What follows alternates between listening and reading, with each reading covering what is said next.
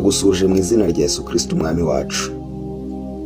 Hari keya Imana imenyera abantu baba muri ubu buzima bwo mu isi bayubaha, kuko ari ubuzima bwo kumenya ko mu isi atari iwacu, ahubwo iwacu ari mu ijuru, ariho tugana.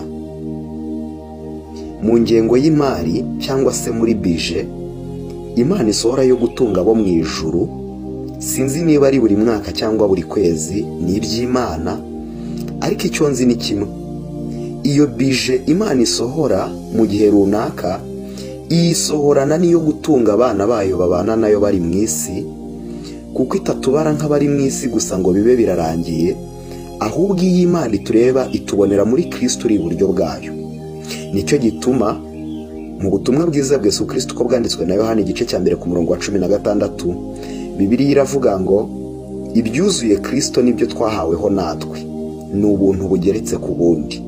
Birasobanuye ngo itorero nubwo rikiri mu isi rifashe igihe mu ntambara, ariko Imana iritungiye muri Kristo Yesu kugeza igihe rizahavira.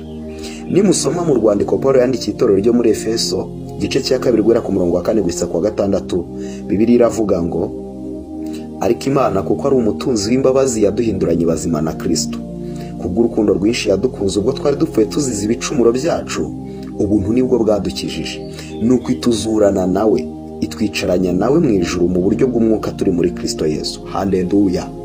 Birasobanuye ngo twebwe ntabwo dutungiwe mu isi, ahubwo dutungiwe muri Kristo Yesu. Ntabwo dutewe ubwoba n'imisoro yazamutse ku isoko, ntabwo dutewe ubwoba n'ibiciro by'ibidutunga mu buzima bwa buri munsi byazamutse ku isoko, ahubwo ikiduteye ubwoba ni ugusohoka muri Kristo Yesu, kuko ariho Imana idutungiye. Kwifurije kuguma muri Kristo Yesu kugira ngo ugume utungwe n'imigisha yose yo mu gakiza k'Imana iri muri we, kuko ibimwuzuye ari byo twahaweho natwe, ni ubuntu bugeretse ku bundi. Mwakire neza ijambo ry'Imana.